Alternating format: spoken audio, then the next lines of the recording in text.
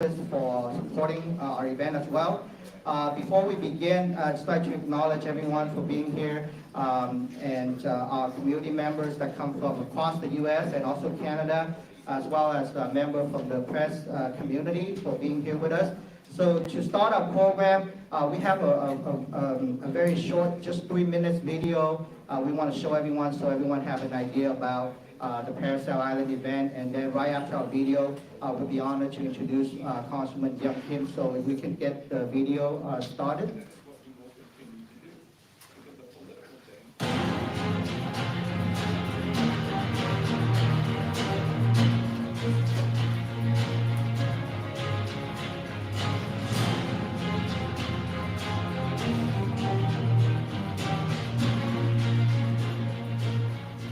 Vietnam has exercised sovereignty over the Paracel Islands, Hoàng Sa, and its east seas since the 19th century. On January 19, 1974, the People's Republic of China legally invaded the Paracels.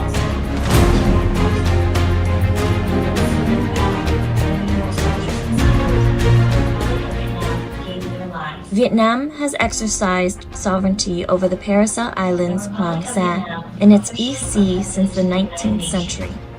On January 19, 1974, the People's Republic of China blatantly invaded the Paracels with military force. In the ensuing battle, 74 soldiers and sailors of the Republic of Vietnam gave their lives. The Republic of Vietnam officially protested to the United Nations, but the People's Republic of China used its veto in the UN Security Council to block any debate. In subsequent years, China forcibly seized other islands and features belonging to Vietnam in 1988 and the Philippines in 2012. China's illegal seizure and continued occupation of the Paracels and other islands in the Spratlys is a violation of the United Nations Charter, which prohibits the use of force and calls on all members to respect the sovereignty, territorial integrity, and political independence of other states. Beijing uses intimidation to undermine the sovereign rights of Southeast Asian coastal states in the South China Sea, bully them out of offshore resources, harass their fishermen, assert unilateral domination, and replace international law with might makes right.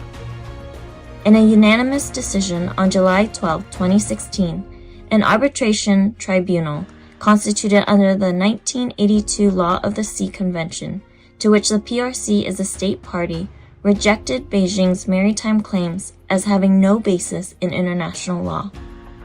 China's most recent 10-line map, which lays claim to almost the entire South China Sea, poses a direct threat to the Indo-Pacific region, and has been rejected by countries around the world. The U.S. State Department has previously declared that the PRC actions in asserting its expansive and unlawful South China Sea maritime claims undermine peace and security in the region. January 2024 marks 50 years of Chinese occupation of Vietnam's Paracel Islands. For 5 decades, Vietnamese and supporters of international law have denounced China's illegal invasion of the Paracels. The world should not allow Beijing to treat the South China Sea as its maritime empire. Democratic nations play a crucial role in ensuring peace, stability, and prosperity in the Indo-Pacific region.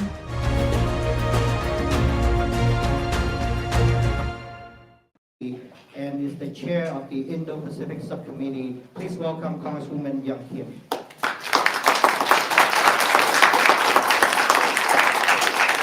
Very, very much. It's a pleasure to welcome you to our nation's capital and at this particular event where we're commemorating the 50 years of the illegal occupation of the Chinese government in the Paracel Islands. As was introduced, I represent one of the most diverse and very vibrant Vietnamese American community in Orange County, Southern California. And as you know very well, it is known as the largest Vietnamese community outside of Vietnam. And in that regard, I've had the pleasure of working with many of your friends in the Vietnamese American community, almost 30 years now, come to think of it. This stems from my early days when I was working as a congressional staff. And then, of course, as I moved on in my career to serve in the California State Assembly, and now I'm here in Washington serving as the chairwoman of the Indo-Pacific Subcommittee. So I take great pride in knowing many of you in the community who have worked really hard to help promote and foster our already great relationship that we have between the United States and Vietnam. And I have worked with many of you hand in hand on the U.S.-Vietnam relations during those almost 3 decades that I've been around. So I have prioritized the economic and military and strong security alliance and partnership with our friends and allies in the Indo-Pacific as chairwoman of the Indo-Pacific Subcommittee. And I've been also very vocal about the need for the United States to take stronger action in response to the Chinese Communist Party's malign activities in the South China Sea. That includes the construction of artificial islands in the South China Sea, in the other countries such as Vietnam and in the Philippines, exclusive economic zones. Last year, I led a congressional delegation. It was a bipartisan trip to South China Sea. We actually went down on the first island chain. We actually saw the Chinese People's Liberation Army's aggressive tactics surrounding those disputed territories. Something that should not be disputed is the fact that the PRC is illegally occupying territory in the Paracel Islands and provoking the country who has rightful claim to this territory. I want to let you know, in my capacity as a member of Congress serving on the Foreign Affairs Committee and someone who has worked on this issue for decades, I will be working closely with the Vietnamese American community, people like you who are activists in the work that you do to ensure that the Indo-Pacific remains free and open, and that the United States prioritize human rights in its engagements. And I look forward to doing that. As I continue to travel around the region, I will be sure to let our friends know that the United States stands firm in the fight to make sure that Vietnam and every other places prioritize keeping human rights as a front agenda. So I want to thank you for having me. Enjoy the rest of your day and hope that you will have a very productive conversation.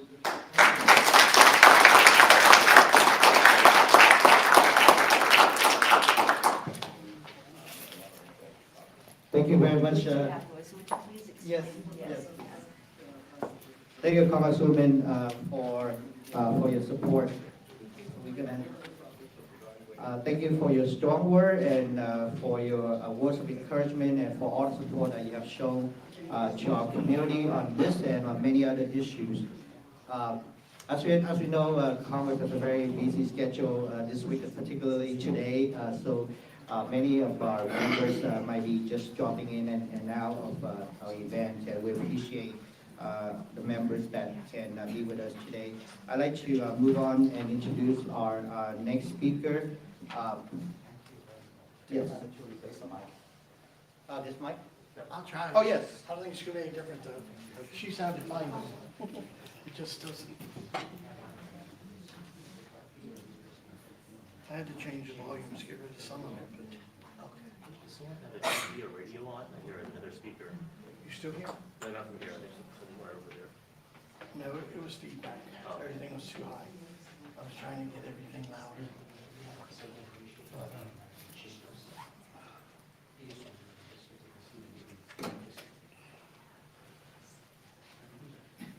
see which one you like better. Leave it here. Test 1, 2. Test 1, 2. No, remove the other one. Okay, thanks, thank you, that's wonderful.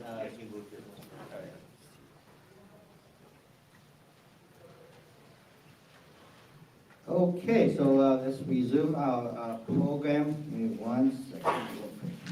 I'd like to move on and introduce our next speaker, Mr. Dan Huang. Mr. Dan Huang is our Executive Director of Big Ten. He's a full-time democracy activist, and he has been active on Capitol Hill for so many years, and he has testified before U.S. congressional committees on human rights issues, and also written on for the Wall Street Journal, the Asia Times Online, and leading Vietnamese language publications. And so I'd like to welcome Mr. Dan Huang, Executive Director of Big Ten.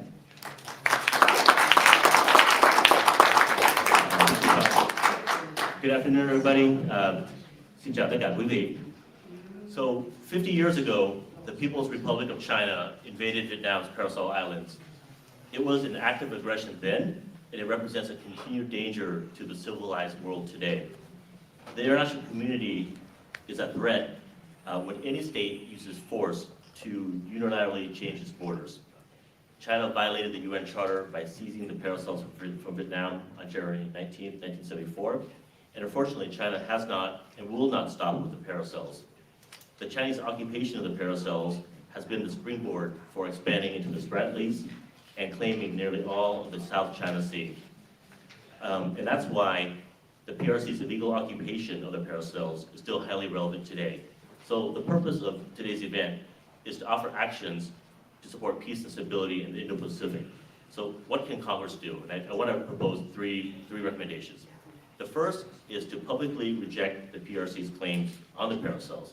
So again, thank you, the offices of Representative Chris Smith, Young Kim, Blue Korea for making this event possible.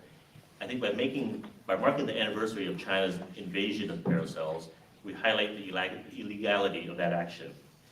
The House could take further action by passing a resolution denouncing the PRC's invasion of the Paracels in 1974 and the other times that the PRC has used force to seize islands and reefs in the South China Sea, such as Johnson Reef, Juxta in 1988, Mischief Reef in 1995, and Scarborough Shoal in 2012. I think the Select Committee on the CCP could also follow up with hearings on Beijing's record of expansionism and how, if left unchecked, it could further threaten peace and stability. So that's one recommendation. The second is, I think it's important to push back on the PRC efforts to dominate the South China Sea. By now, the pattern of Chinese expansionism is clear. Based on its dubious claims over the Paracels, some rocks in the Paracels, and its 9-dash map, the PRC wants to unilaterally control the whole South China Sea. So, in recent years, Beijing has declared fishing bans in what are clearly international waters and connected oil and gas exploration in the exclusive economic zones of both Vietnam and the Philippines. So when the Chinese Coast Guard obstructs and harasses Vietnamese fishermen, they not only impact the livelihoods of countless Vietnamese, they're trying to establish the fiction of a Chinese lake that they own. And this is a major threat to the free and open Indo-Pacific. And an international tribunal, as we saw in the video, ruled in 2016 that the PRC's 9-dash claim was, quote, null and void. So Congress needs to underscore the importance of that ruling in public statements, oversight, and legislation. And we must continue to enable the U.S. military in conjunction with partners and allies to assert freedom of navigation through international waters and airspace. And thirdly, I think it's really important to help empower the people of Vietnam and other ASEAN countries to defend their sovereignty. This can be done in many ways. Keep in mind that Beijing's fundamental strategy is to divide the international community and diminish the independence of its neighbors. So the issue of the Paracel specifically and the South China Sea more broadly should be discussed in international forums, not just bilateral settings where China could bully the smaller state. And over the long run, the United States could help Vietnam and other ASEAN states resist Chinese pressure.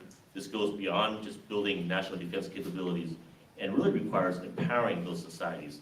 Notably, I think Vietnam needs political institutions that are resilient to China's meddling and control, and the Vietnamese government must encourage free debate on strategies to defend the country's sovereignty. So I would recommend Congress to support a more free and open Vietnam. And in conclusion, achieving a stable and peaceful Indo-Pacific requires the political will to resist PRC expansionism from the United States, from Vietnam, and the region. And the issue of the paracels is not some ancient history, but really a challenge for today, for everyone that aspires to a free and open Indo-Pacific. Thank you very much.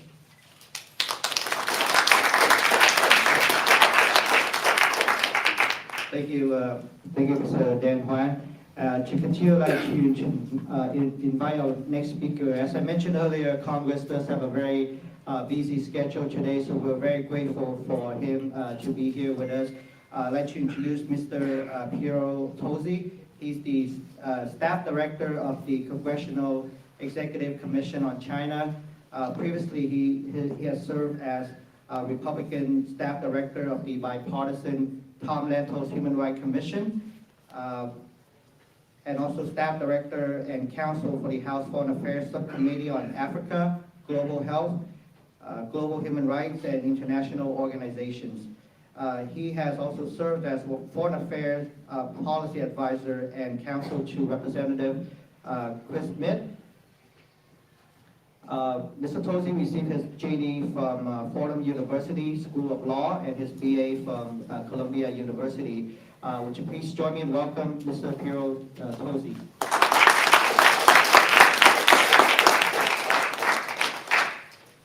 Well, thank you very much for that introduction, and hello everyone. I'd like to thank you, and on behalf of Congressman Chris Smith, I'd like to extend my greetings. Mr. Smith is co-chair of the Vietnam Caucus and also the author of the Vietnam Human Rights Act. We heard from Congresswoman Young Kim, who also is on the caucus and a supporter of the act, along with Congresswoman Michelle Steele, Congressman Correa, and Congressman Lofgren. So we have a very active Vietnam caucus as well, and we thank you for your support over the years. I do want to ask folks, how many people over last summer saw the movie Barbie? Did you have children? Yes? Yeah, your kids came and talked there. Now, okay, well, all fun and games, but I want to talk about, there was something that was a little bit off, okay? And the people here, they're nodding their heads. And there was a map that showed the 9 dashed line. Now I guess it's the 10 dashed line, because they've expanded it. They're expanding it with India. So we have a very aggressive China. We see it in the South China Sea, or should that be the East Vietnam Sea? I don't know. Or the West Philippine Sea. I see Eric over here too. Okay, we can fight about that. But what we see is a very aggressive China. And it certainly is a strategic rival, and oftentimes we talk about it in terms of strategic rivalry. But I think that's too limiting a way to think about it. For what China represents, it is a systemic rival. In other words, it seeks to undermine the whole entire rules-based international order.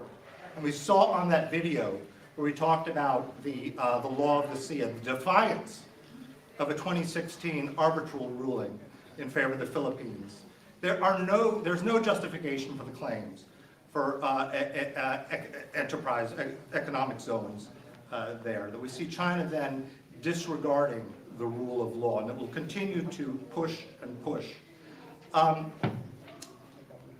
want to talk a little bit, though, about Vietnam and its response. The Vietnamese people are very patriotic. All of you are very patriotic. We don't have to recount the history. You know very well China's last war, 1979, with Vietnam. But the one thing about the Vietnamese Communist Party, first and foremost, it's about the maintenance of its own power, okay? And in that regard, no matter how patriotic the Vietnamese people are, the Vietnamese Communist Party wishes to maintain power. And because of that, you have to look at the party-to-party ties between the Chinese Communist Party and the Vietnamese Communist Party. China is very aggressive, militaristically aggressive. If we know history, it follows a playbook. You go to the first dynasty to unify China, the Qin dynasty. Very aggressive wolf warrior tactics. But they also used economic corruption. Okay? So we look at the Vietnamese Communist Party and Vietnamese elites, and we look at the ties there and the corrupting influence, okay? So I would ask people to look at the response of the government of the Philippines right now. And Eric, I know, is going to talk about that as well. And the response of the government of Vietnam. The Philippines has been extremely courageous. And I think all of us who are concerned about China's unjustified and illegal expansion of the South China Sea and its implications for the sovereignty of Vietnam and other nations have to look at the Philippines and have to support the Philippines. It's very important that our government do so as well, that the United States Congress does. Because right here is where it's being tested, you know, and it is important that we do take a stand. We take a stand for rule of law, we take a stand for national sovereignty, and we take a stand for the community of nations in common. With that, I'd like to thank you.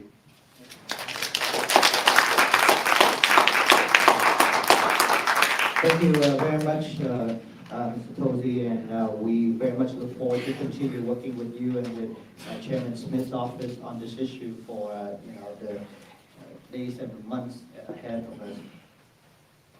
Our next speaker comes from Toronto, Canada. I'd like to introduce Mr. Chris McLeod. He's the founding partner of Cambridge LLP. His practice focuses on complex business litigation, including cross-border dispute resolution, multi-jurisdictional litigation, and private international law. He's the chair of the firm's Chinese Services Group. Chris is a frequent speaker and writer on topics relevant to cross-border litigation, conflicts of laws, and private international law. He has appeared before all levels of court in the province of Ontario, including the Ontario Court of Appeal, and he has also appeared before the Supreme Court of Canada as co-counsel. Please join me in welcoming Mr. Chris McLeod.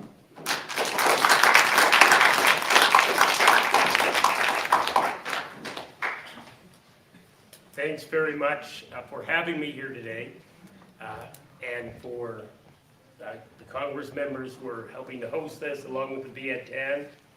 I know there was two prominent human rights lawyers from Vietnam, so I want to particularly thank them for their hard work on the ground in Vietnam.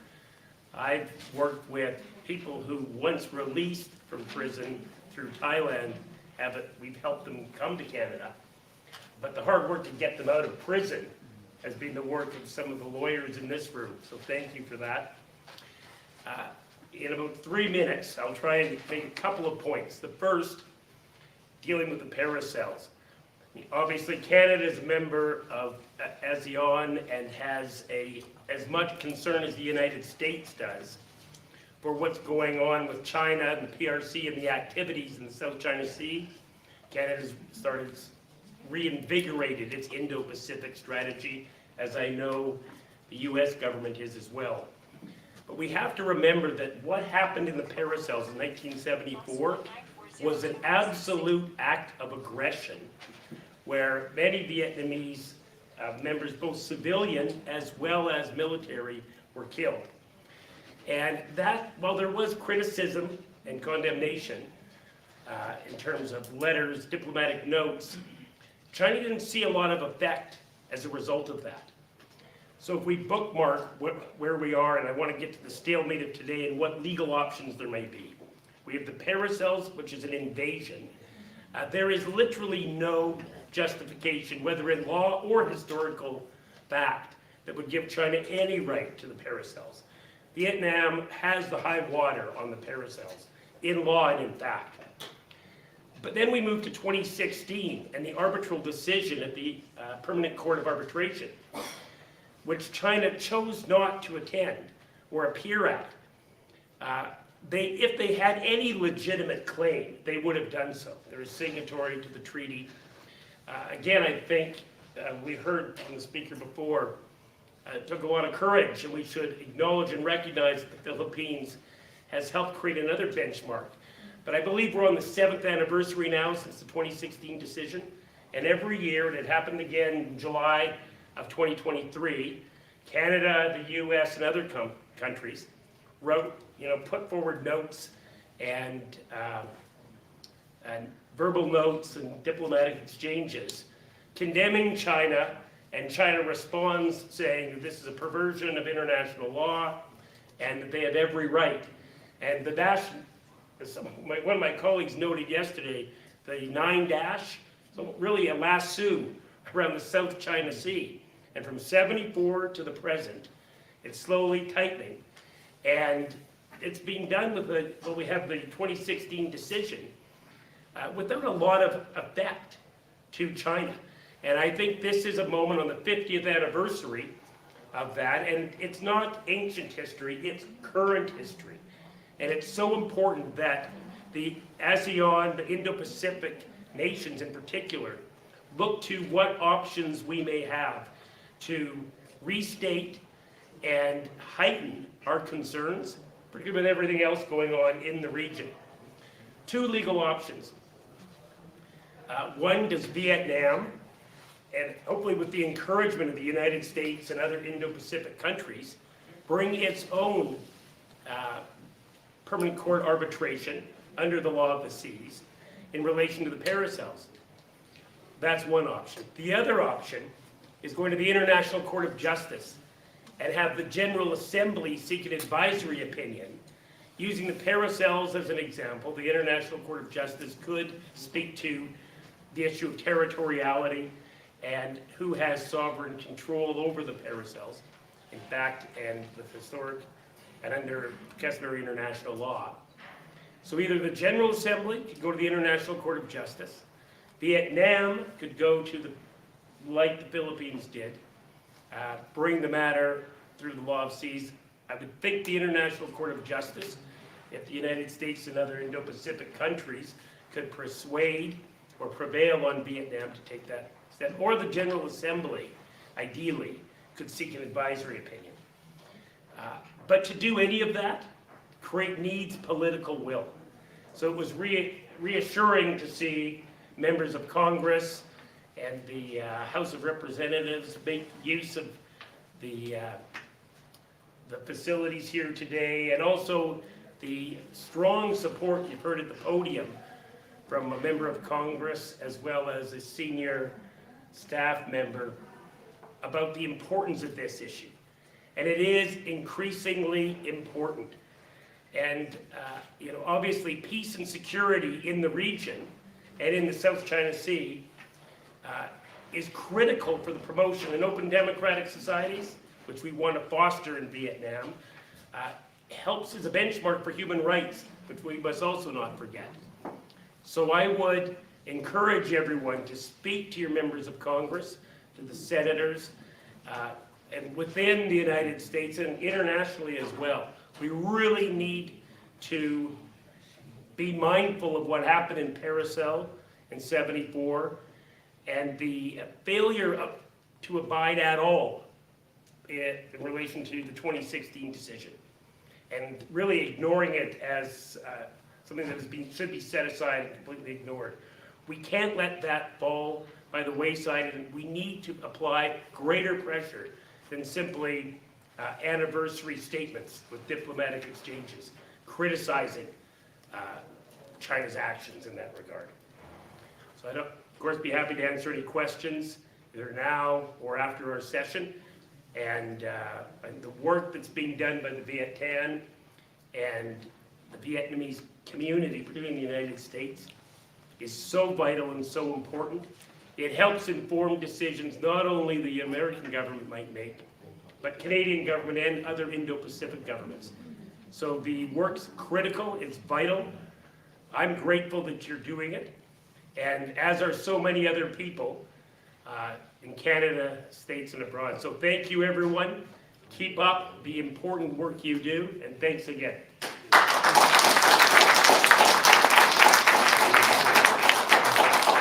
Thank you very much, Chris, for making the journey to be here with us today.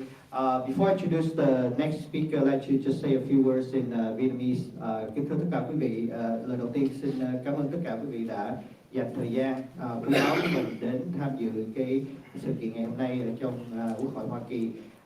Người diễn giả kế tiếp mà chúng tôi xin được phép giới thiệu đó là luật sư Đặng Đình Mạnh. Chắc ở đây không có quý vị nào mà không biết luật sư Nhân Quyền Đặng Đình Mạnh. Đã biết rất nhiều về ông cũng như là những việc làm của ông giúp cho giới đấu tranh ở trong nước. Cho nên chúng tôi xin đọc tiểu sử của ông bằng tiếng Anh để mà mọi người ở đây có thể cùng biết thêm về luật sư Đặng Đình Mạnh. Hi everyone, so the next speaker I'd like to introduce is the human rights lawyer Đặng Đình Mạnh. He's a very impressive person, individual, so I'd like to share with you all a little bit about his background. Lawyer Đặng Đình Mạnh is a Vietnamese human rights lawyer. He has represented close to 100 human rights and democracy activists, independent journalists, land rights activists, religious freedom activists, and dissidents overall. He has participated in at least 80 court cases of political nature.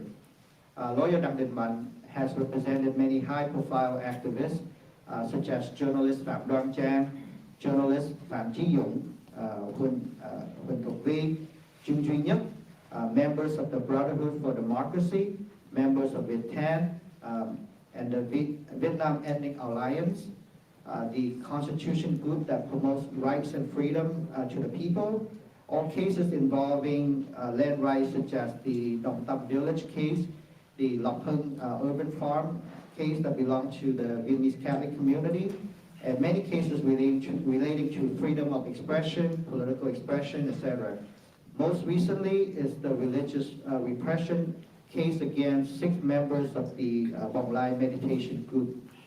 In June of 2023, both the French and the German ambassadors in Hanoi have jointly nominated lawyer Đặng Đình Mạnh for a prestigious human rights award by the French and German governments. And he's here with us today, and without further ado, please welcome human rights attorney Đặng Đình Mạnh.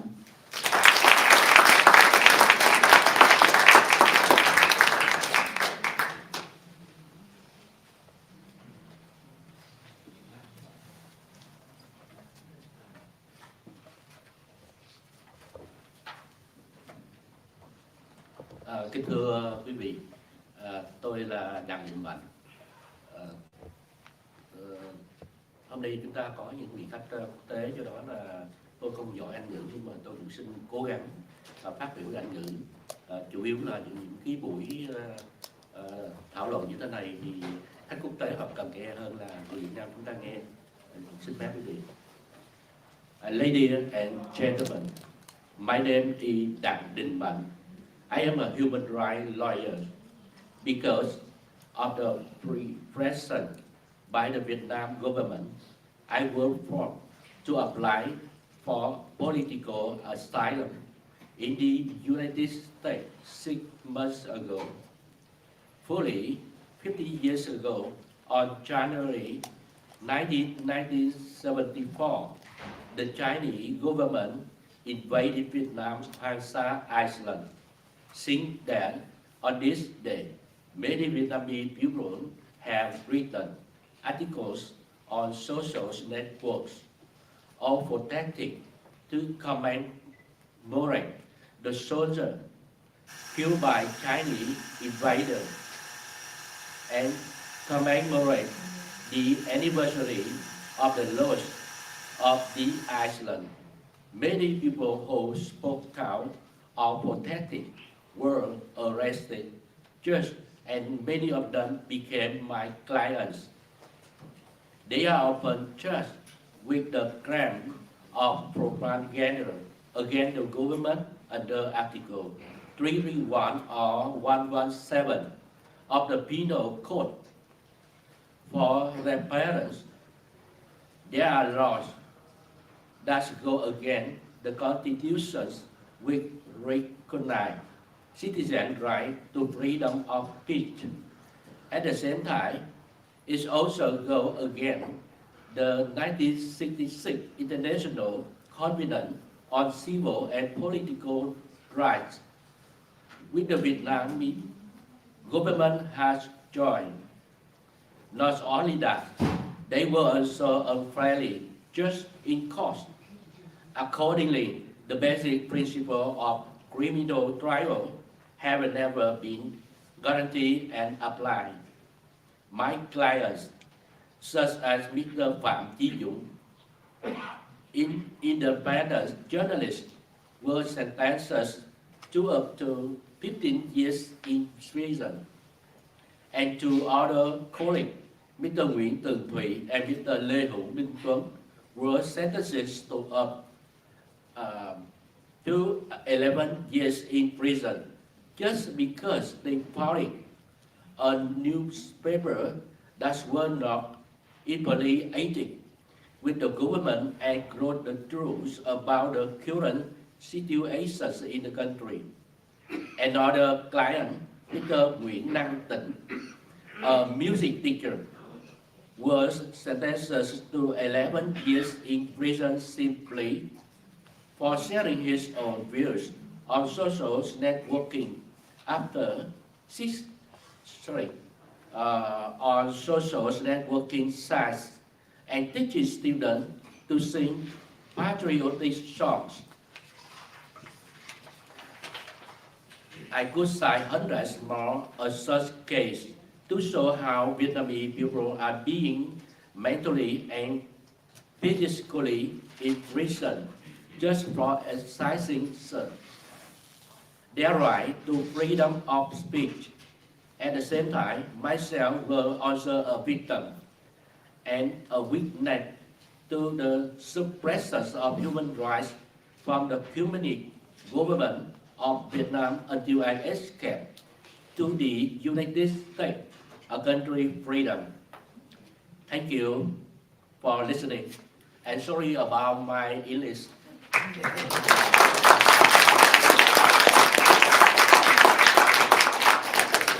Isn't it wonderful? Please give another round of applause to Tully.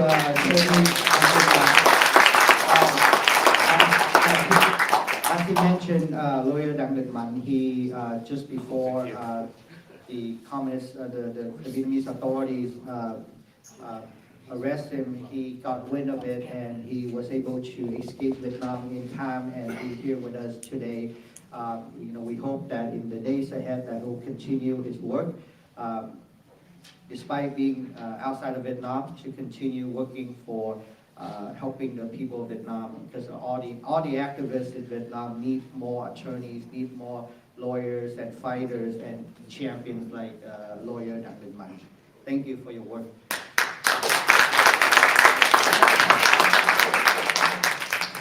Next, I'd like to introduce another person that's very, very well known to our community, not just here in DC, but across all the way to California, Hawaii, anywhere in the world that there's a Vietnamese community. We all know this individual, and that's Mr. Can Nguyen.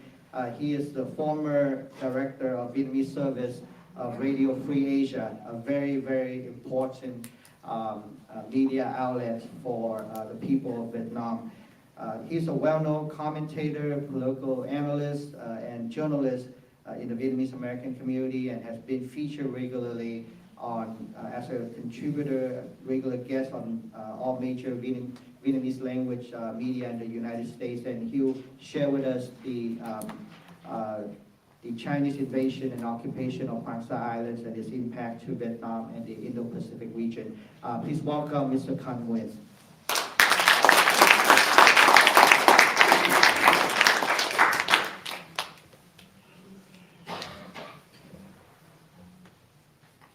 Thanks so much.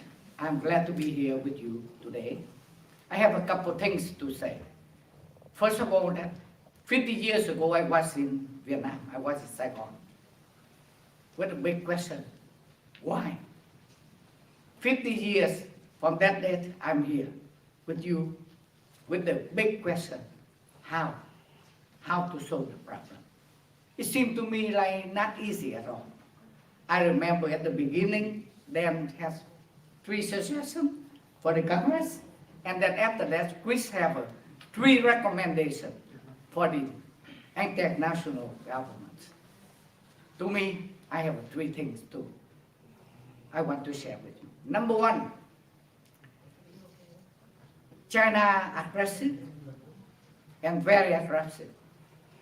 Unfortunately, we have a Vietnamese government, very soft. My friends say soft is not the right term. Say that crazy. And another friend say crazy is still not the right term. Stupid. Unfortunately, I think that my friend is right. The government of Vietnam don't trust them. So, to the second, I say that don't ever think that the Vietnamese government one day that they will raise the voice. They will tell China that return back Spratly and Hoàng Sa and Trường Sa back to Vietnam. Don't ever think of it. Number 3, don't ever think that the Vietnam press at home will raise the voice for you. They don't. I think that not because I'm here, not because I work for RFA and VOA, and I say so, but it's true. The Vietnam press at home will never say things that people want them to say. I also have a minor thing I want to share with them. I don't trust ASEAN. I don't. There's a proverb saying that sleep in the same bed, but have a totally different dreams than what ASEAN is all about. Đông Sang and Simao. So I hope that after today and we all together come up with a solution. And I know for sure it's not easy. But we don't do it, nobody else will do. Thank you very much.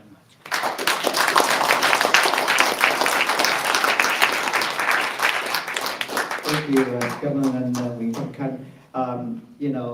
Since I just mentioned RFA, I just want to take a moment to also keep in mind that among the more than 200 prisoners of conscience in Vietnam, many of them got to jail because of their sovereignty activism, because they peacefully stood up for what's right, to protect Vietnam's sovereignty and to seek justice and speak the truth when the Vietnamese government itself refused to do so. And many of them actually have contributed or collaborated with RFA, and just want to say that so that we keep in mind, we remember the prisoner of conscience as we continue to fight on this issue. And also earlier throughout the program, we mentioned a lot about the Philippines, which is also a country that affected by this same issue. And today, we're very glad that we're able to connect with the U.S. Filipinos for Good Governance, and we have Mr. Eric Lachica here, who is the DC-based coordinator for the U.S. Filipinos for Good Governance, and he has been, I just want to read a little bit so you know the work that he has done. He has been a leader in efforts in the Filipino-American community in fighting against Chinese aggression in the West Philippine Sea. His organization has led several nationwide protests and rallies at Chinese embassy and consulate against Xi Jinping's aggression and the military occupation of certain Philippines islands. He himself is the son of Filipino-American World War II veteran, and he was the executive director of the American Coalition for Filipino Veterans. Before I connect to Eric, he shared with me a video of him in the Philippines in 2016 when the Court of Arbitration came out with their decision, and it was a big victory for the Philippines. And just want personally to say, Eric, I'm sure you know this already, that to many Vietnamese people everywhere, we watched that decision very closely, and many people were very excited for the Philippines, and many Vietnamese, not just inside but outside of Vietnam, wish that Vietnam can take the same path as the Philippines. So without further ado, please welcome Mr. Eric Lachica.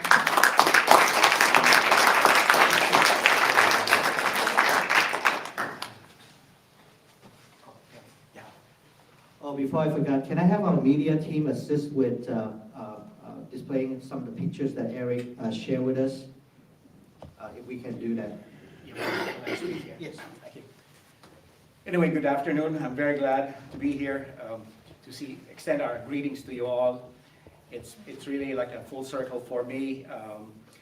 And thank you, Fong Li, for that good introduction. And on behalf of the U.S. Filipinos for Good Governance, based in Arlington, Virginia, I extend our fraternal greetings and deep appreciation to our Vietnamese American allies and our friends in Vietnam.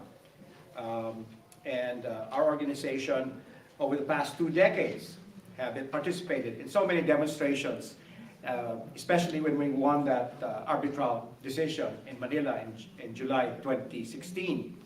We had a big rally in front of the Manila Bay, the Boulevard, when we had our Philippine and Vietnamese flags. We had a sea of Philippine and Vietnamese flags, and almost, in fact, we had more Vietnamese flags than Philippine flags at that celebration of the arbitral court. So I'd like to say that I'd like to also introduce Dr. Bambi Lorica, one of our outstanding leaders here in the Washington, D.C. area. Bambi, by the way, she goes to the Philippines every year, and we have rallies in front of the Chinese embassy and consulate, and that's what a good doctor has done for us.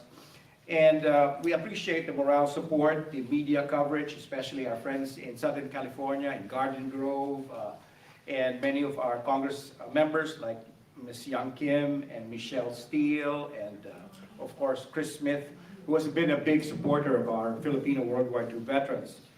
As I mentioned before, I was the son of a World War II veteran, and I've been to Vietnam when I was 14 and 15 during the Vietnam War. My dad worked for Air America for 4 years. You know, coming full circle again, you know the story.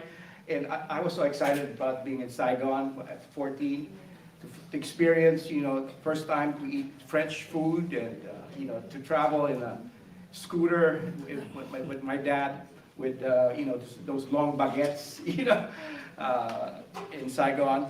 So our alliance over the years have borne fruit.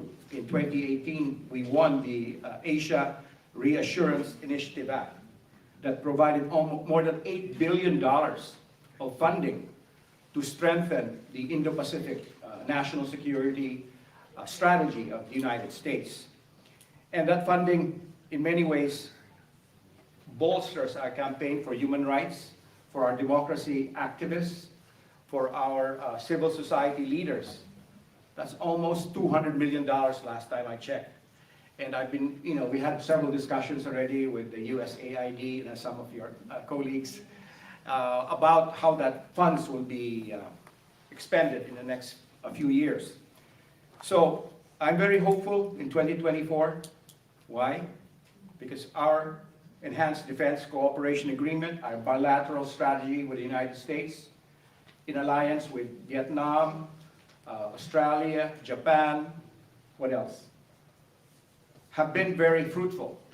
It has set back Xi Jinping's timetable, right? He has been having those so-called American or the Chinese dream at the expense of us in Southeast Asia. A dream will turn into a nightmare for many of our friends in your countries and ours. So I'd like to say that actions speak louder than words. We have accomplished a lot, thanks to our allies, especially from Eden Plaza, you know, the Vietnamese American community groups have come out in force, sometimes outnumbering our Filipinos in the area. So I'd like to say that we will work together to stop China's bullying of our neighbors, stop China's occupation of Vietnam's Paracel Islands and the Philippine Islands. I was there a couple of times in the Palawan, Kalayaan area over the past 6 years. I've seen the impact on Filipino fishermen and the commercial folks. They are scared of being attacked by the Chinese Coast Guards. If you recall, there have been many incidents over the past 6 years. And I'd like to say thank you to all the Vietnamese students in the Philippines who came out in our rallies, remember, during those 6 years of our previous president, Duterte. who made his big boast to the world that he would make the Philippines a province of China. That's how insane it was. So I'm here to say that we will end China's occupation in the Paracels. By the way, let me show you my shirt. You know, China out of Zambia and I have been wearing this shirt for many, many years. And I was surprised the Vietnamese meaning of the paracel is yellow sand, right? Yellow shoal. Yes, yellow So sand. our colors are. So with that, thank you so much. And thank you, and we will work together. Thank you, Eric. Thanks for sharing that and also the background. I'm surprised to hear that you went to Vietnam and what you remember was French food. Huh? Kind of sad, but it's true. Well, I hope you had tried many good Vietnamese food, and also, as you know, and as everyone here know, the Vietnamese community, especially overseas, have a very has many ties with the Philippines, as the Philippines was home to many of the refugee camps that Vietnamese people who seek freedom after 1975, were stationed before they made their way to, free countries like the United States. So our two country, our two people, our two communities have many links and many things to share, and we hope that, with the world finally paying attention to Indo-Pacific, the U.S. paying attention, that communities such as Vietnamese American community and Filipino American communities can work together on issues such as this, that our shared interests, our shared common threats. So look forward to working with you. I know you have many exciting coming up that you want to bring to the UN, so please let us know, and we look forward to working with you. That's all of our speakers, so before we conclude, I just want to say a little bit, after I make a few remarks, and then what we'll do is, because we got words that Congresswoman Sheila Jackson Lee is trying to do her best on her way here to say a few words to everyone, so we want to hang around, and hopefully the Congresswoman can come and meet all of us. So what we'll do is, after a few remarks, we'd love to invite everyone to please stay for refreshment, for our reception, and this will be a good chance for us to talk to each other, for you to talk to some of the speakers, and also I know members of our press and media community, if you haven't gotten a chance to do interview, you can also do some interview with some of our speakers here. And yes, we have a question here. Yes, I'd like to have some questions to the panel, please. Sure, if you have a question, let me ask one of there's a microphone right there. If you want to ask your question, I think that should work. Okay, this is for Chris. You gave us two options. One is for the government to bring Vietnamese to international. Give me 1 second. Can the staff help her adjust the mic so that I'm not sure if it's on. It should be on. Right?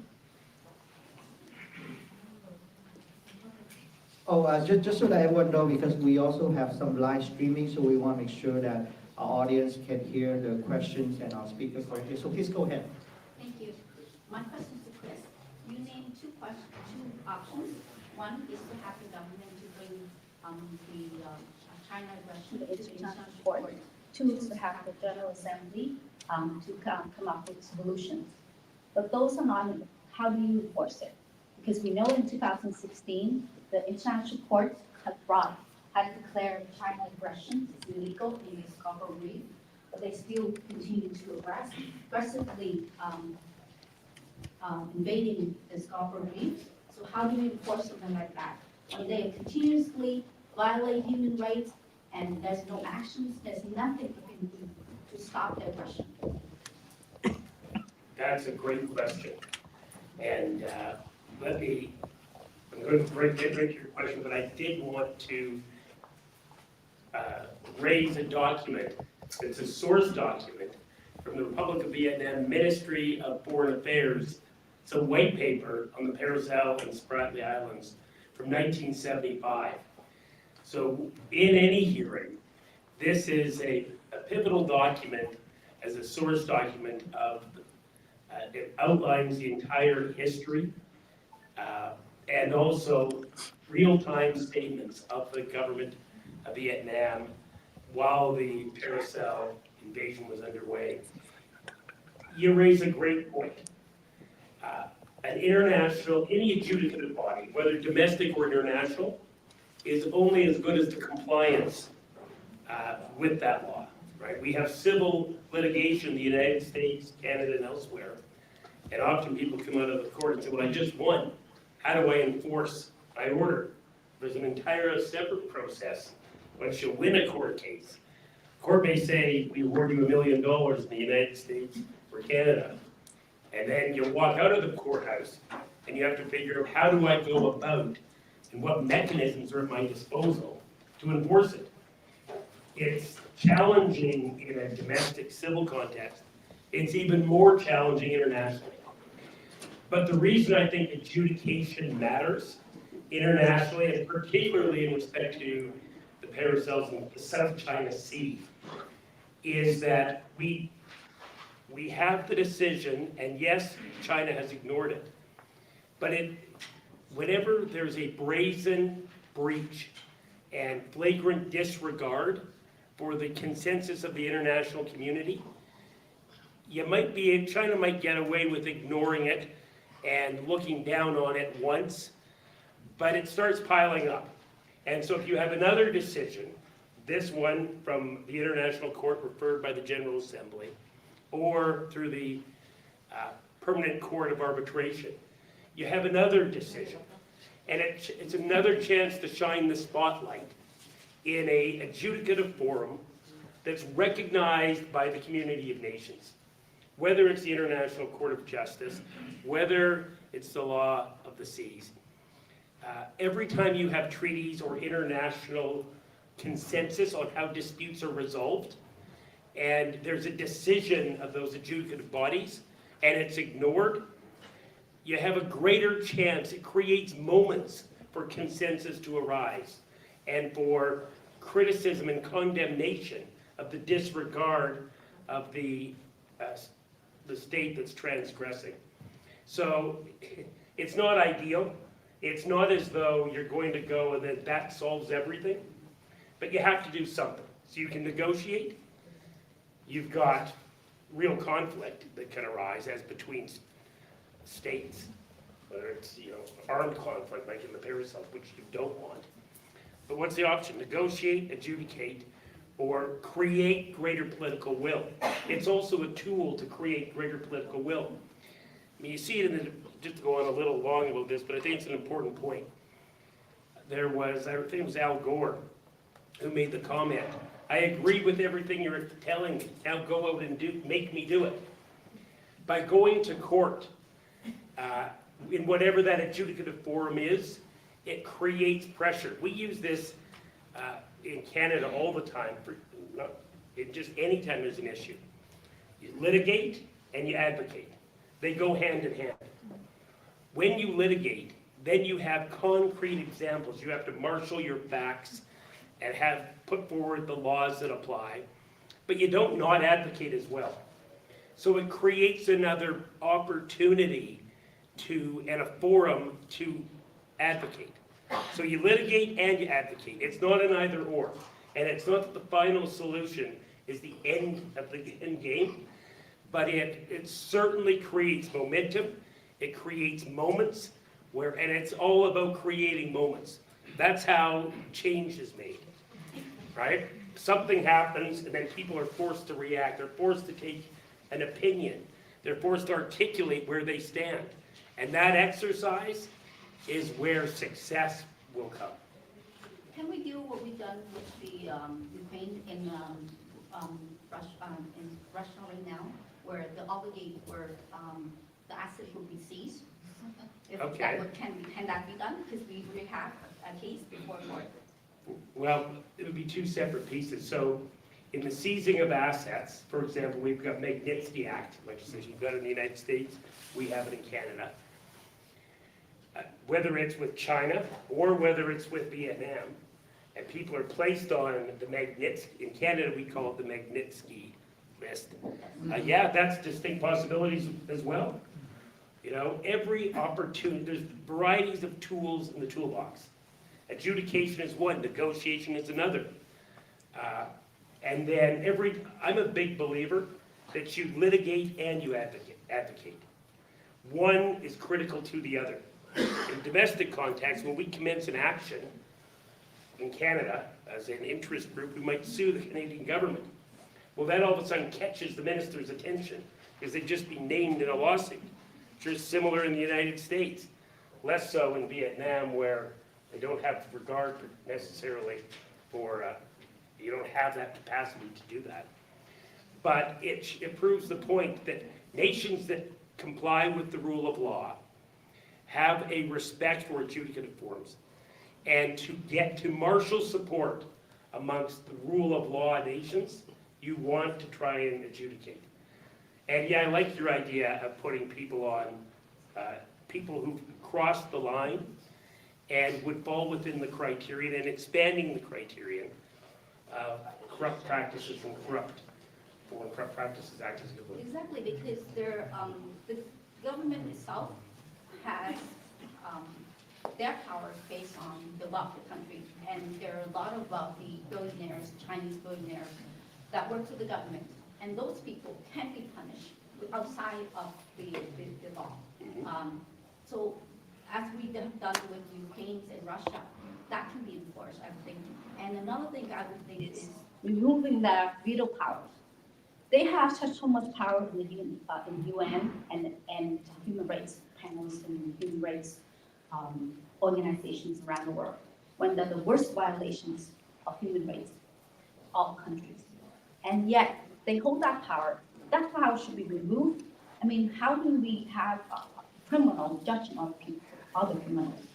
And they should be just removed altogether. And that, I think, has to be enforced.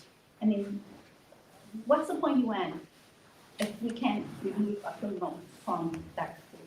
Like L.B. Lesser Johnson said, all it takes is local vote.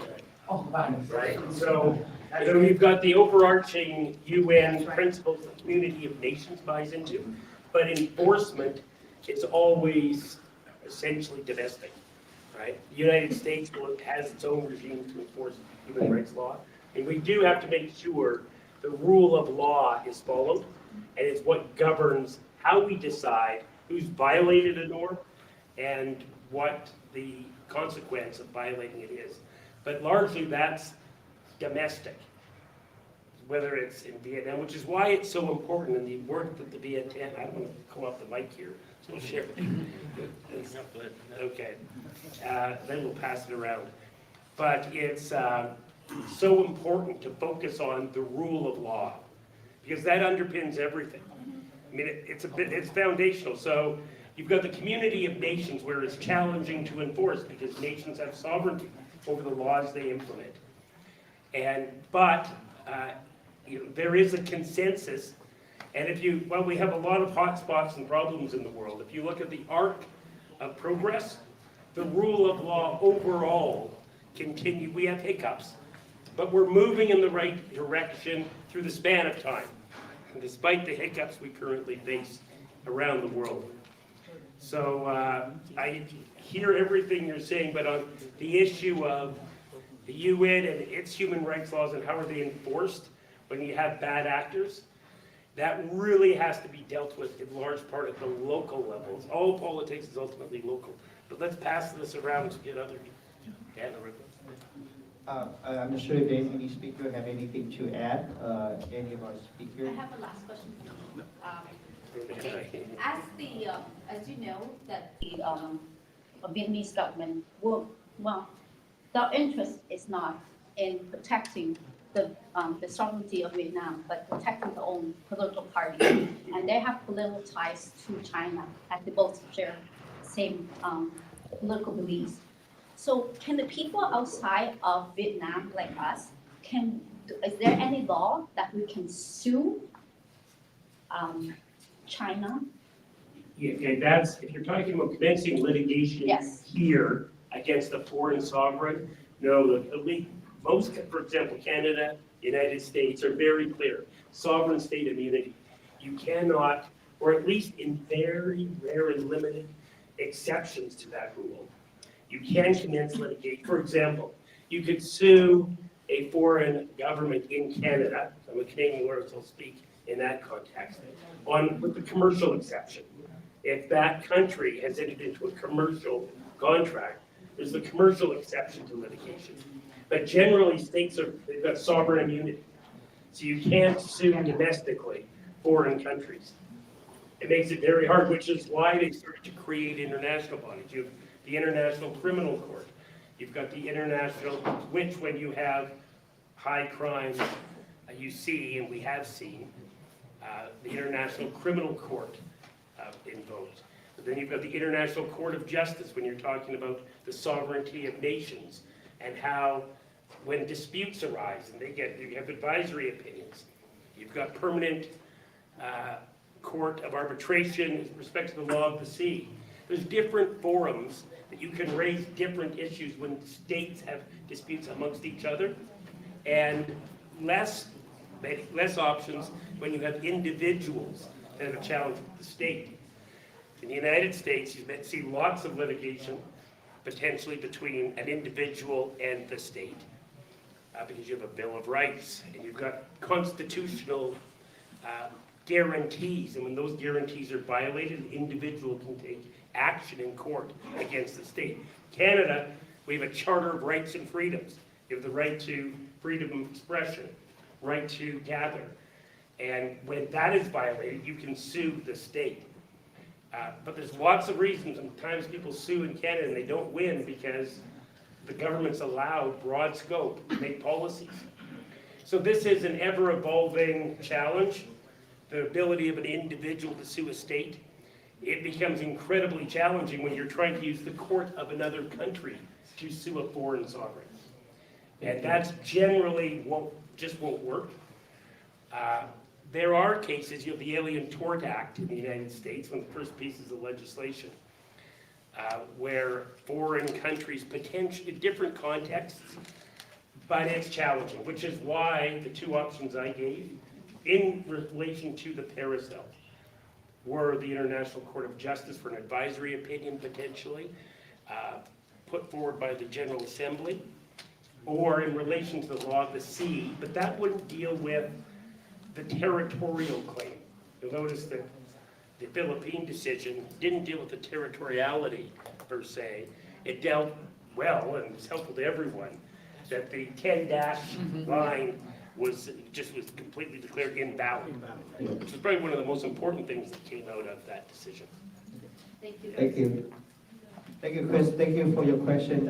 Kính thưa quý vị, buổi hôm nay đúng ra chúng ta còn một đến hai vị dân biểu liên bang, đó là bà Sheila Jackson Lee, đại diện khu vực địa hạt 18 của Houston, Texas, cũng như là ông dân biểu Lưu Korea, đại diện cho địa hạt 46 bên Orange County, California. Họ dự trù cũng đang muốn đến để tham dự, nhưng mà vì cái lịch trình quốc hội thay đổi giờ slot, vì ngày mai thay vì là ngày mai quốc hội sẽ họp như bình thường đó, thì cái schedule mới là ngày mai quốc hội sẽ cancel những cái buổi họp, với lại những cái vốn là vì có một cái cơn bão tuyết sẽ vào ngày mai đó, cho nên tất cả những nghị sự của ngày mai được dồn vào bữa nay, cho nên phút chót các vị dân biểu chúng ta đang cố gắng đến đây trước khi mà chúng ta rời phòng này lúc 4:30-5 giờ đó, thì trong lúc này có thể chúng ta sẽ tạm ngưng ở đây và chúng ta take một cái short break. Xin mời quý vị cùng ở lại với chúng tôi, hàng nguyên ở phía đằng sau chúng tôi có thức ăn nước uống đó, và cũng như là các quý vị trong truyền thông có thể nếu muốn làm những cuộc phỏng vấn riêng với lại các diễn giả ngày hôm nay thì có thể làm sao trong cái giờ này đó. Thì I just want to say a few words before we go to our reception, is that now we come to close our program. I just want to thank again all of our speakers for their presentation today. Again, we also want to thank the offices of Congressman Chris Smith, Congresswoman Young Kim for their support. And thank you to staffers and also our State Department staff that's here with us today. And again, to all of our community members from across the states, across Canada.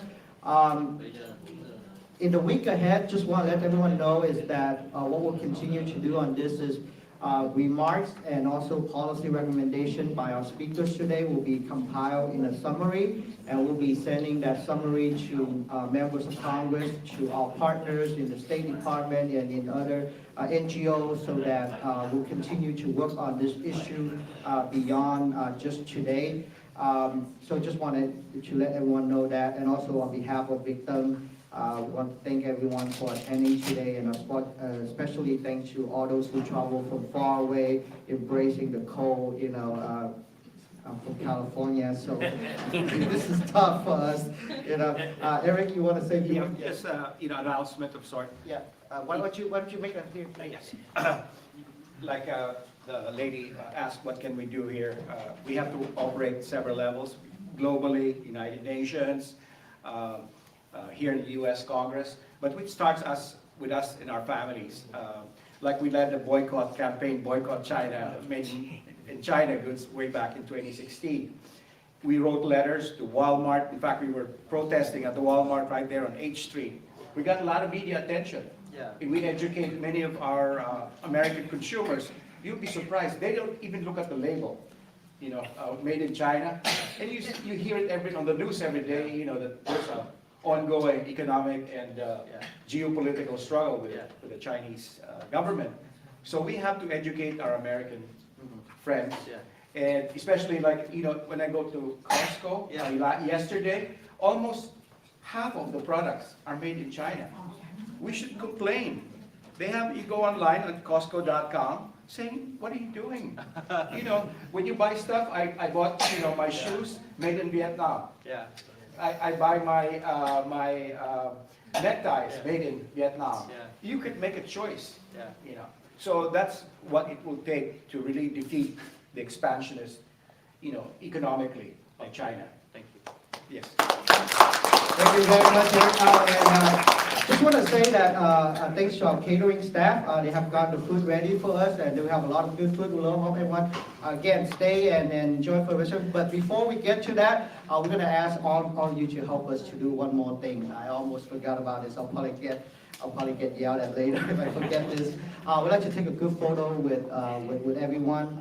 Everyone who can join us for a good photo.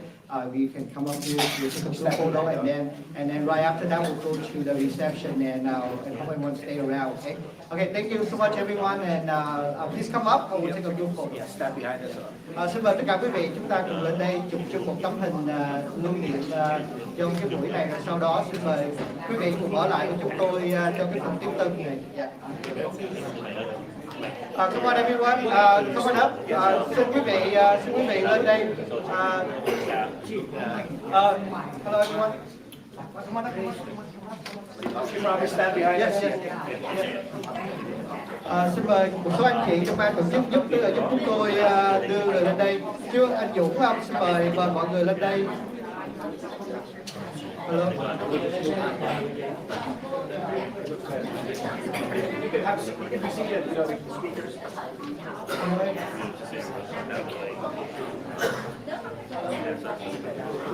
Okay, turn it off.